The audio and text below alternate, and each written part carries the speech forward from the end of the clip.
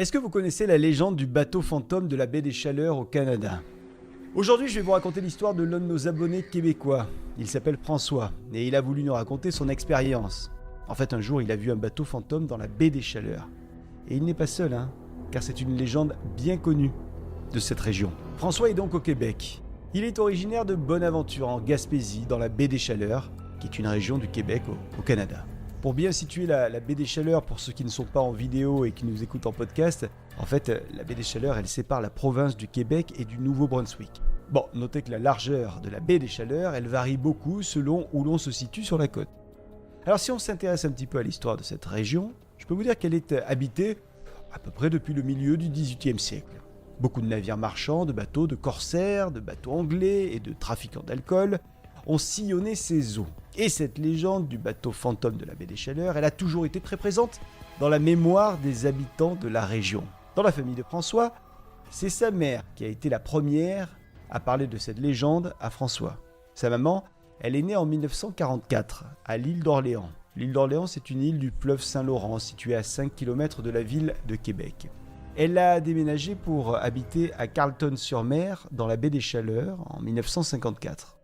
Nous sommes désormais en 1958 et la maman de François, elle a 15 ans. À cette époque, pour se faire un petit peu d'argent de poche, elle va garder 2 ou 3 enfants de temps en temps chez une voisine, en semaine. Nous sommes au mois de juillet. Et un jour, en début de semaine, pendant qu'elle garde les enfants, elle est en train de regarder le beau paysage de la baie. Un paysage rassurant, un paysage qu'elle aime, un paysage qui se veut ressourçant. Mais ce jour-là, il y a quelque chose qui va la surprendre. En effet, elle regarde au loin et elle aperçoit quelque chose d'inhabituel qui est sur la baie.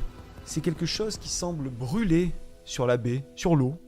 Elle regarde avec attention et elle constate qu'en effet, un gros objet est en train de cramer sur la baie.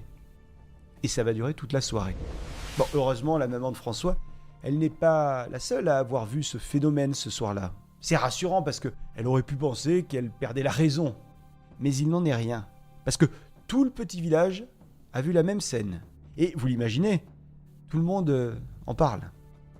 Cette scène, en plus, elle va se répéter 2 jours d'affilée. Le bateau va en effet réapparaître le lendemain ainsi que le surlendemain. Et cette scène, elle va toujours se répéter le soir. Donc le 3e soir, des hommes de Saint-Omer, qui est un village du coin, vont décider de mettre à l'eau 3 baleinières pour aller voir de plus près ce qu'il se passe. Vous voyez ce que sont des baleinières ? Ce sont des bateaux qui sont faits pour la pêche au maquereau. Alors ce soir-là, on va mettre 8 rameurs et 1 crieur par bateau. Et c'est parti. Les bateaux tentent de s'approcher au plus près de l'objet en feu pour voir de quoi il s'agit. Mais ils ne vont pas pouvoir se rapprocher autant qu'ils le souhaitent. La raison, disent-ils ? La chaleur, pardi. Oui, selon les propos des uns et des autres, c'était tout simplement trop chaud. Alors les hommes vont se laisser dériver pour accoster sur une plage non loin de la plage de Carleton-sur-Mer. Ça là, ce que je viens de vous raconter. C'est donc l'histoire que la maman de François lui a contée, à lui, à son frère et puis aux cousins lorsqu'ils étaient gamins. Et c'est donc une légende qui a toujours accompagné la famille de François. Les années passent, des décennies même, et plus aucun phénomène étrange sur la baie pour François en tout cas et pour sa famille. Rien jusqu'à ce jour-là de l'année 1981. Nous sommes en août. Et c'est à ce moment que François va faire sa première observation. Le 28 août, précisément. En fait, François a été invité au mariage de son oncle. Son oncle, c'est Fernand, et de sa tante, enfin, sa future tante, Pauline. La scène se déroule dans une église, l'église de Bonaventure, puis il y a le souper des noces qui va avoir lieu dans la ville de Passepébiac, d'où la tante est originaire. Alors, il faut savoir que dans la famille, il y a du monde. Ils sont nombreux, Le père de François, il a 14 frères et sœurs. Alors, avec les conjoints, conjointes, cousins, cousines, etc., c'est une très, très grande famille. Et beaucoup sont venus d'autres provinces. Donc, beaucoup des membres de la famille sont hébergés dans la maison familiale des parents de François. C'est une très grande maison, donc c'est pratique, Et cette maison, elle donne, devinez où ? Directement sur la baie des Chaleurs. La soirée commence alors. On a prévu pour l'occasion un gros repas avec des dizaines de personnes autour de la table. Et cette belle ambiance de famille, elle devrait se prolonger jusqu'au lendemain. Notez que la maison est très haute, presque 11 mètres de hauteur. une sacrée maison. Ce que François aime faire, c'est bien sûr de jouer avec ses cousins, avec ses cousines. Et pour jouer, le mieux c'est d'aller au 2e étage de la maison. Là-haut, il y a les chambres. Des grandes chambres avec de belles et grandes fenêtres qui donnent sur la baie. Soudain, l'assemblée de cousins semble apercevoir, au loin, dans la baie, quelque chose. Et ce quelque chose semble être un feu sur l'eau. Alors l'un des cousins de François, un cousin un peu plus âgé, prend ça à la rigolade et il commence à raconter des histoires de pirates à tout le monde. Et tout le monde l'écoute. Les plus jeunes ont les yeux écarquillés. Tout le monde est vraiment pris dans l'histoire. Le conteur, lui, il espère bien effrayer son public. Et ça marche. Ça marche assez bien parce que très vite, des cousins se rapprochent les uns des autres, comme pour se donner du courage. Ils se donnent la main, ils sont désormais tous collés, assis en tailleur dans cette grande chambre qui a des fenêtres qui donnent sur la baie. Ils sont en train d'écouter, de boire même les paroles du cousin, du grand cousin. L'un des cousins, Nicolas, qui lui aussi est plus âgé que le reste de la cousinade, s'amuse à crier « Les pirates arrivent! À l'abordage !» La jeune cousine, Caroline, n'apprécie pas cette mise en scène et elle commence à pleurer parce qu'elle ne veut pas être capturée par les fameux pirates. Alors les pleurs finissent par attirer ceux qui sont en bas, les oncles et les tantes, et en quelques minutes, tout le monde se retrouve au 2e étage. Quand les adultes arrivent, ils constatent eux aussi la même chose. En regardant par la fenêtre, il y a la baie, bien sûr, et puis sur la baie, quelque chose d'intriguant. On dirait que c'est un bateau qui brûle, au loin. Ce qui est sûr, c'est que quelque chose est en train de brûler sur l'eau. Attirés par les cris exaltés des enfants, certains adultes vont donc monter au 2e étage de la maison pour voir ce qu'il se passe, et on commence à entendre 2 mots résonner dans toute la demeure. Bateau et fantôme, forcément. En effet, tout le monde se met à évoquer cette fameuse légende régionale du bateau fantôme qui jadis brûlait dans les eaux de la baie et que la maman de François connaissait bien. Certains adultes ont presque lâché leurs assiettes et ils s'amusent à raconter à nouveau cette histoire. Certains sont un petit peu lassés de cette histoire aussi et ne montent même pas voir le spectacle, marmonnant « Oh, encore le bateau fantôme !» Les années passent et François a démarré l'école. C'est pour lui sa première année d'école et le directeur de l'école, il a pris le soin de faire un message à l'attention de toute l'école juste pour rassurer tout le monde, les professeurs mais aussi les élèves. En effet, le bateau fantôme a été vu quelques jours auparavant. Alors selon M. Lacroix, il ne faut pas s'en faire. Après le message du directeur, voici la maîtresse d'école de François, Madame Jacqueline Arsenault. Elle aussi, elle fait un long monologue aux élèves. Un discours dans lequel elle va parler du bateau fantôme. Alors, imaginez, pour qu'un directeur d'école prenne le temps de parler aux écoliers, pour qu'une maîtresse d'école prenne le temps de parler aux écoliers de toutes ces apparitions, de ce fameux bateau fantôme, on peut se demander que sont véritablement ces apparitions. Et surtout, est-ce que le bateau fantôme est un bateau qui vient de manière très ponctuelle, ou de manière régulière en tout cas? Bon, quoi qu'il en soit, je peux vous dire qu'à la récréation, les enfants ne parlent désormais plus que de cette histoire du bateau fantôme. Et comme François, il l'a vu de ses yeux vus, ce bateau fantôme, eh bien tous les camarades lui demandent de raconter l'histoire. Et il la répète à l'infini, cette histoire, et tout le monde l'écoute dans la cour de récré. Je peux vous dire que François, il est devenu une star. Il est fier que ses camarades soient autour de lui et l'écoutent avec cette attention. Les années ont passé, et nous sommes désormais en 1993. François, il a 18 ans. À ce moment-là, François, il est étudiant au cégep de la Gaspésie et des îles à Gaspé. Le cégep, c'est le collège d'enseignement général et professionnel au Québec. Bon, quoi qu'il en soit, à cette période, François, il revient à la maison familiale pour la période de l'été. C'est les vacances, été 1993, et François, il en profite pour se former à l'astronomie. Il fait désormais partie d'un petit club d'astronomie qui est près de la maison. À l'époque, je peux vous dire que ce genre de club est très populaire. Et d'ailleurs, c'est encore le cas maintenant au Québec. Bon, François, il s'est procuré un cherche-étoile. On dit aussi un planisphère. C'est une carte circulaire qui est dotée d'un masque qui tourne pour montrer à travers une fenêtre la région du ciel visible en fonction de l'heure, de la date et du lieu où vous observez. L'un des copains de François, c'est Patrick. Patrick, c'est un féru d'astronomie, un passionné. Et comme il fait ça depuis très longtemps, on va pas se mentir, il est meilleur en astronomie que François. Alors pendant l'été, François et Patrick se retrouvent souvent pour aller observer les étoiles ensemble, dans l'un des plus beaux endroits de leur village.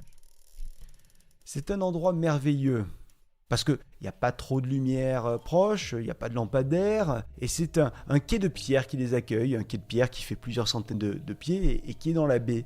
Il sert de brise-lame pour le courant, pour les bateaux de pêche. Un soir de cet été, les deux compères décident donc de s'y rendre pour observer le ciel. Comme d'habitude, on recule la camionnette jusqu'au bout du quai, puis on sort les chaises de camping qu'on déplie, histoire que l'assise soit confortable. Mais ce soir-là, il y a un élément qui est un petit peu particulier. C'est pas comme tous les autres soirs. Non, en effet, on dirait qu'il y a un truc qui brûle au loin, sur l'eau. François et Patrick se mettent à observer la scène avec plus d'attention. Et ils commencent à se demander si ils ne devraient pas appeler la sécurité civile. Ouais, mais nous sommes en 1993. Donc à cette époque-là, pas de portable dans la poche du pantalon. Alors les deux amis, ils se disent que c'est pas très grave de toute façon. Encore une fois, ça doit être le bateau fantôme. François et Patrick, ils vont continuer leur observation pendant un bon moment. Ils se demandent à combien de mètres ils sont, ou peut-être à combien de centaines de mètres, ou de kilomètres ils se trouvent de cet élément bizarre.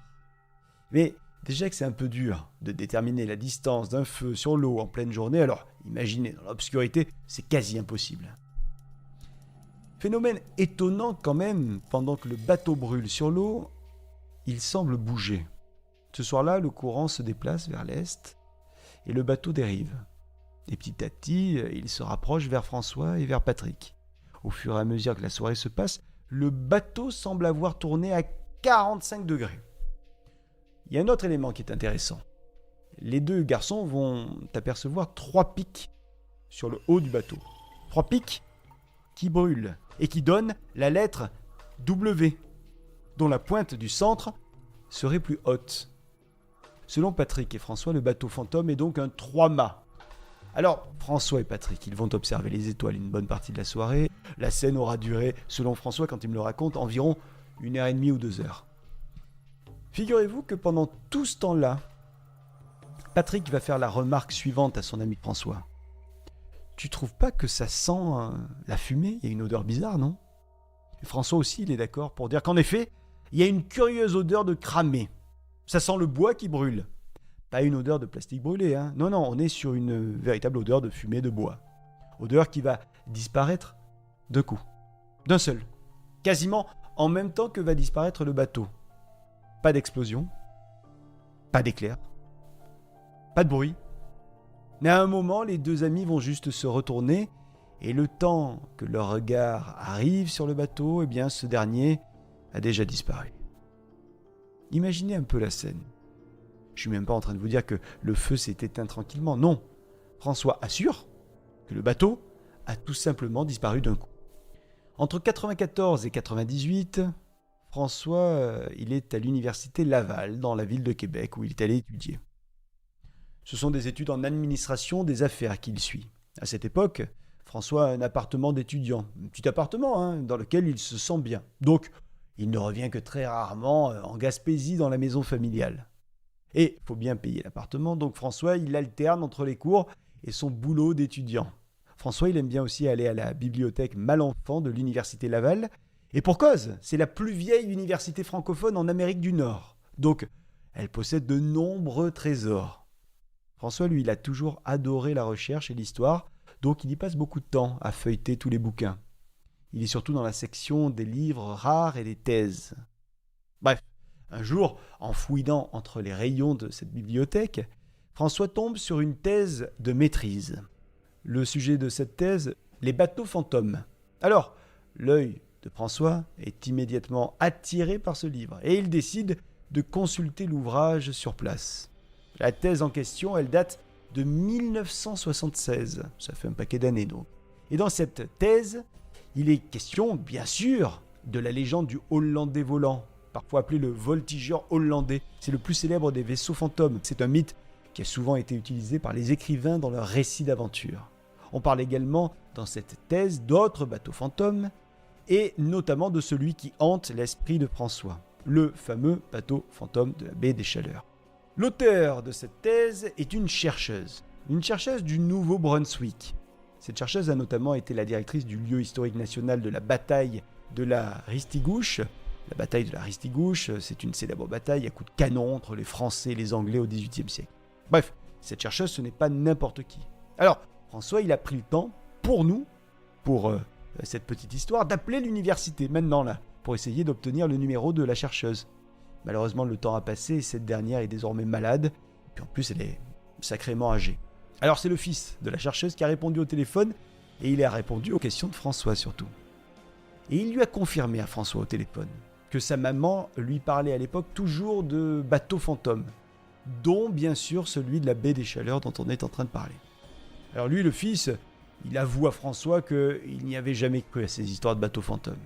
Il avait beaucoup de respect pour le métier de sa maman, mais pour le bateau fantôme, il fallait un peu repasser. Ouais, jusqu'au jour où lui-même il a aperçu le bateau fantôme. Ce jour-là, il est sur le bout d'un quai, ça c'est ce qu'il raconte à François. Il est sur le bout d'un quai de Carleton-sur-Mer. Il est en train de boire des bières avec des potes. Soudain, le bateau fantôme en feu sort des brumes. Alors, il y est avec des amis sur le quai, donc il n'est pas le seul à ne pas en revenir de ce qu'il est en train d'observer. Tous sont face à ce bateau mythique. Enfin, un bateau. Est-ce vraiment d'ailleurs un bateau ? Ou est-ce une maison ? Ou est-ce un bâtiment peut-être ? Enfin, ça, ils ne le savent pas. Ce qui est en revanche absolument sûr, c'est que l'objet est en feu et il est sur l'eau. Une apparition qui va durer une dizaine de minutes. Ce jour-là, des pêcheurs sont sur le quai et ces derniers commentent ce qu'ils voient, eux aussi. Écoutez bien leurs propos. Ils espèrent, je cite, que le bateau en feu ne va pas trop effrayer les poissons. Bon, tout le monde n'en a plus rien à foutre de ce bateau fantôme. Personne n'en a peur. Le temps a passé, notre François, il a quitté sa région natale. On est en 2021, c'était il n'y a pas longtemps, et François a hérité de la vieille maison familiale installée au bord de l'eau. Mais pendant 20 ans, François n'y est pas souvent revenu dans cette maison. Alors il a un peu mis de côté toutes ces histoires de bateaux fantômes. Mais il y a quelque temps, à l'automne 2023, François est dans cette maison de famille.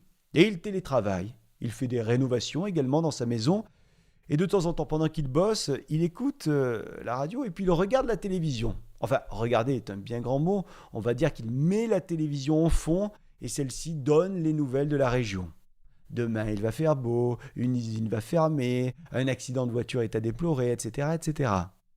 Jusqu'à cette info qui va retenir l'attention de François.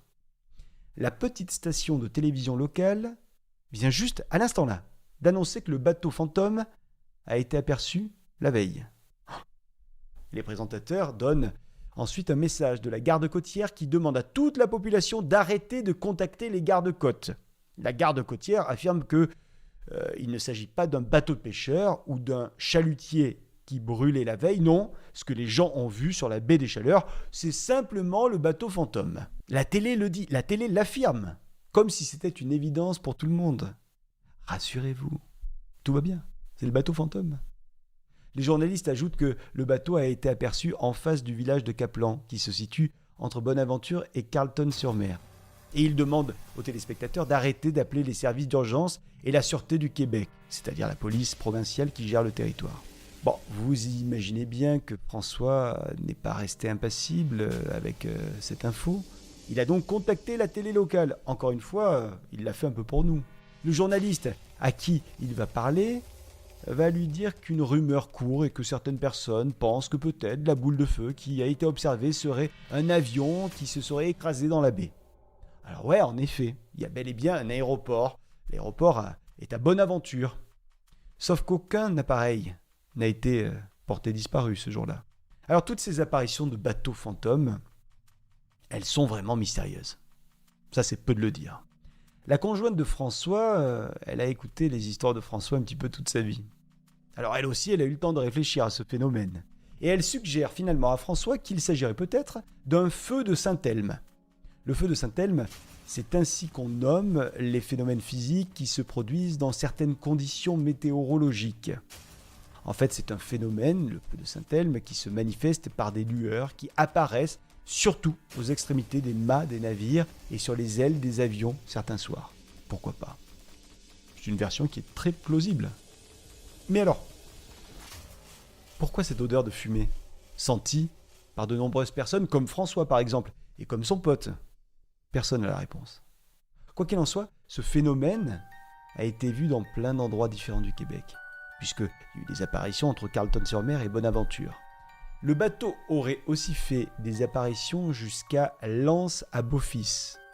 Bon, quoi qu'il en soit, je peux vous dire que chaque fois que François et sa conjointe retournent aujourd'hui dans leur maison de Bonaventure, chaque soir, avant de se mettre au lit, au 2e étage, François me dit qu'ils scrutent tous les deux la baie en direction du large, parce que d'abord c'est romantique, mais surtout c'est pour voir peut-être le bateau au large, le bateau fantôme de la baie des Chaleurs. Et si le bateau ne pointe pas le bout de son nez, alors le couple s'endort, bercé par le bruit du ressac de la baie des Chaleurs sur les rochers. Je veux vraiment dire un grand merci à François qui a pris beaucoup de temps pour trouver les noms et les dates dont il nous a parlé. Il a appelé plein de monde et il s'est replongé un petit peu dans ses écrits de l'époque. J'en profite également pour saluer tout le Québec qui est de plus en plus nombreux à nous regarder, à nous écouter en podcast. On a de plus en plus d'abonnés canadiens. On est vraiment fiers de vous avoir avec nous. Merci à vous toutes et tous d'avoir regardé cette petite histoire. Et puis on se retrouve très vite. Avant de se quitter, j'aimerais vous poser la question. Est-ce que vous connaissiez cette petite histoire du bateau fantôme de la baie des Chaleurs ? Est-ce que vous y croyez à ce bateau fantôme ? Dites-le nous, on vous attend en commentaire.